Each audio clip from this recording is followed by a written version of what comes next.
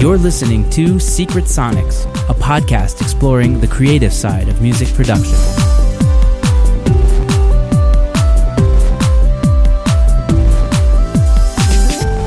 Hello and welcome back to Secret Sonics. I am your host, Ben Wallach. Today I'm joined by Asher Parks from Melbourne, Australia. He grew up playing guitar and piano, and he started getting into making music around 2014. He's released 2 EPs, founded the Jerusalem branch of So Far Sounds, and ran it for a year and a half.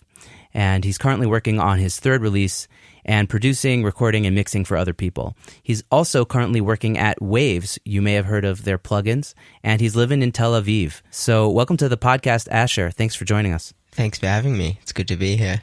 Yeah, it's a pleasure. So tell us a bit about how you got started getting involved in music production. I mean, it's really hard to say. It's really hard to pinpoint a specific time, but I guess to take it back is, as you're saying, like I did grow up playing music, like guitar and piano mainly. I kind of learned, like everyone, piano in primary school, and the classic story of like my mom forcing me to go to lessons and forcing me to practice and stuff, and me kind of enjoying it at the beginning, but then not really enjoying it, and kind of being very apprehensive to go, and and that whole thing. And then eventually, and you kind of only realize later in the years where that, how grateful you are for having had all those lessons and knowing all those things and learning all those basics at such a young age. Yeah. And then in high school, I kind of said I wanted to switch to guitar. So I did that, and that was where I really sort of started connecting to the music and playing songs that I was hearing on the radio and getting really excited about practicing and things like that. And then towards the end of school, I started like writing songs and whatever, but I was never really a singer. So that was kind of a little bit hard for me because I was writing sort of ideas and rhythms and chords and stuff, but I wasn't really writing melodies and lyrics. So I wasn't really sure what to do with them. I had all these songs and I was kind of recording. I bought like a Zoom at some point, and I didn't know anything about making records, but I was kind of just recording acoustic tracks on my computer. I don't know, GarageBand or something. And I was doing that for a few years. And then there was a guy from my school who he was kind of making beats and stuff like that. And this is around sort of 2013 or whatever. And he started showing me what he was doing, and I was kind of getting inspired by that and learning a bit about that. He turned out to be his Japanese Wallpaper now. I don't know if you've heard of him, but he's a pretty big electronic artist, and he tours around the world. Cool. I'll definitely check him out, and I'll put a link in the show notes. Yeah, so he's kind of like everyone in where I'm from sort of knows about him and his story, and he's done really, really well. Melbourne apparently has like one of the healthiest music scenes in the world. Yeah, so Melbourne's an incredible scene. I think it's in the top 10 live music cities in the world or something like that. There's a stat about... I think I even heard top 3. Top 3? Or top 1. Yeah. I thought it was Austin. I thought Austin was could be, like I don't know. Yeah. I heard on a podcast that like Melbourne's like the best. Interesting. Yeah, it's definitely, it's pretty amazing. There's something about how many live shows it has per week, and it's known in Australia that any bands from around Australia will move to Melbourne to kind of try and make it, at least in the Australian scene. So it definitely has a really strong culture and energy and vibe, and there's also just a lot of different genres and things happening. But I guess around that time, it was in 2013, 2014, there was a really big down-tempo electronic music push at the time, and a lot of artists were sort of starting to make that sort of stuff. And it was around the time where Chet Faker, aka Nick Murphy, had put out his first record, and it had just exploded, like No Diggity, and I think it came out in 2012 or whatever, and then obviously around the world, and he became massive. And he's from Melbourne, he's from that scene, Brunswick, and he played in those pubs, and he was around then, and the guy who mastered that record was just a mate of his who was from that scene, and he was working with Japanese Wallpaper as well, and he was working with a bunch of different artists at the time. So when I came up with the first track, and I was sort of I worked on one of my songs. I kind of started putting a beat to it, and I co-wrote it with another friend who sang and wrote vocals on it, and we had this track, and Japanese Wallpaper connected us with this producer, the guy who mastered Chet Faker's record, and he ended up mixing and mastering this track for us. and that became my first single, basically. Amazing. And just kind of being in that scene and sort of going to these gigs and kind of seeing what all these bands and producers and artists were doing was crazy inspiring to me, and really kind of showed me that that's something I really want to be a part of and want to work towards and do. So that was, I guess, the beginnings of my, production. Your journey. My production journey, yeah. My real, guess, musical journey, yeah. Amazing. And so you mentioned some artists in that scene that were big inspirations. Was there a particular song or album that really opened your mind to the possibilities of what could be accomplished with music production? There were kind of a few levels. Like there were definitely a few songs and artists that changed what I was thinking, but it kind of happened in a few stages. Like there was an artist who was a violin player and he was looping violin, and I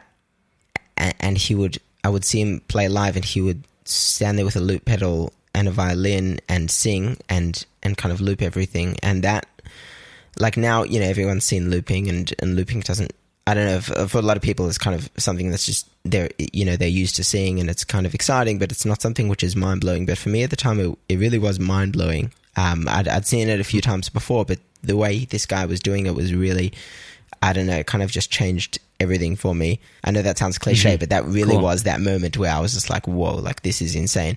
And that's not cliche. That's totally cool. So I totally get that. So, and there was a couple of songs of his that I was kind of, listening to on repeat, and whenever he was performing, I would go.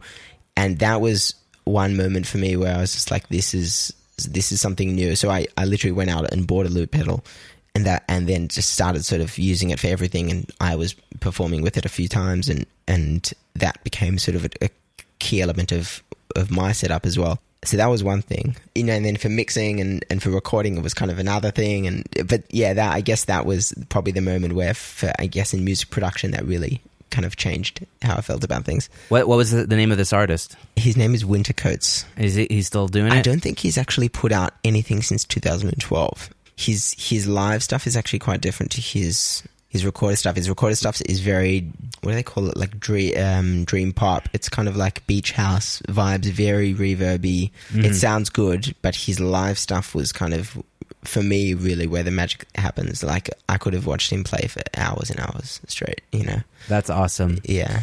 So these days you're working with, I guess, all kinds of artists. What do you look for in an artist when you're trying to see if it will be a good fit to work together? I guess I just kind of, firstly, like I don't really consider myself limited by genre. Like I really do like a lot of genres. There's only a couple of genres where I really feel like I don't have an ear for them. Like I guess metal, I've never really been a metal person, for example.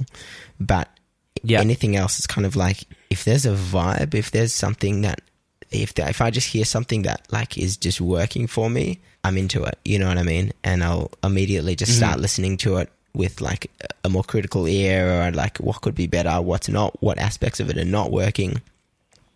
So I'm really kind of happy to be working on whatever, as long as there's something about it which is just working for me. And it's so hard to say what that could be, because it could be so many different things, Yeah, I guess it could be anything from like the voice to the way they play the instrument, or just the hook or whatever. Yeah, exactly. They could have, they could just write really good melodies, and it's just like, wow, this person writes amazing melodies. Like, it almost doesn't matter after that. Like they've got the melodies, so like let's just work on that. Like let's work around that. Let's make them pop, whatever. Or it could be, you know what I mean? Like this person's beats are incredible. Like they make great beats. Like I want to, make this song sound really great. Whatever it is, I feel like there's so many things that it really could be. Totally. And what do you listen for the first time you hear a song? And to add to that question, do you listen to a demo, or would you rather hear like a live performance? It's whether there's something in it which just works for me, and there's kind of a vibe that makes me kind of excited about it, and B, whether there's something that I think I can add to it. If I kind of listen to it and be like, this is nice, but like this is not something which I can really do. It depends what the job is, again, like I feel like, and Mixerman talks about this, but the threshold for producing is sort of higher than the threshold for mixing. You know what I mean? Like, so it's easier to Right. it's easier to kind of mix a song you connect with a little less than produce a song. Like a Right, because production is such a emotional labor. yeah, producing for You other know. people is like you have to take the like you really have to take the song home and sleep with it. Like, it's not like mixing you can kind of do at the office and go home. I feel like Yeah. where Yeah. production you have to take your work home with you. Like you can't leave it in the office. Yeah. I don't know. That's how I feel about it. Like, it's really something which requires you to think about and to sleep on it, you know? Yeah, for sure. I'm definitely with you on that. So, when you're getting started on a song, do you have like a go-to instrument or sound bank that you use to get the ball rolling, or is it more spur of the moment? So again, this depends if we're talking about with a client or by myself. Like, if it's with a client, like, I just want to hear them play, you know what I mean? Like, I want to hear them come in, you know, if they're with an acoustic guitar, just play me songs. Like, just let's hear what you've got. And then, you know, send me everything. And second of all, just play me everything and let's see what comes out. And So you're interested in hearing also demos and also just like raw performances.